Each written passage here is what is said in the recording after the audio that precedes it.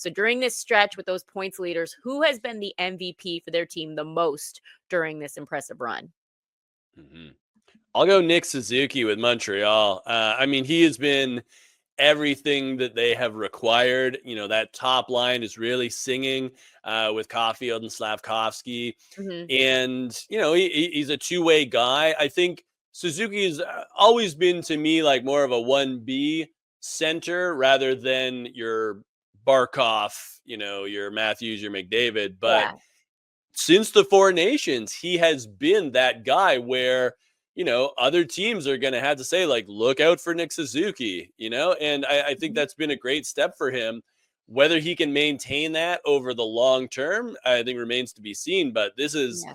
been an incredibly positive stretch for the Habs. And, if they can make the playoffs, Suzuki is going to be one of the main reasons and has been since the Four Nations break. Well, we're seeing the evolution of a player becoming basically Patrice Bergeron, or at least Mhm. that version of a player. And it's Yeah. great to see. I agree with you, Ryan.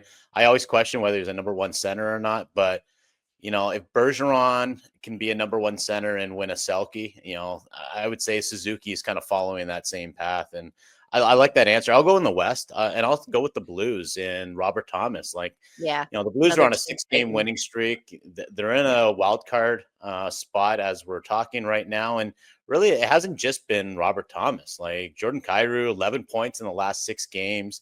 Braden Mhm. Wow. Shen has got 7 points in 6 games. Combined, those guys have put up something like 45 or more points Wow. um, since the Four Nations. So they're Yeah. really getting it from their three core forwards. And, similar to Montreal, the Blues are in a playoff mix, and it wouldn't be happening without without Robert Thomas and him leading that charge.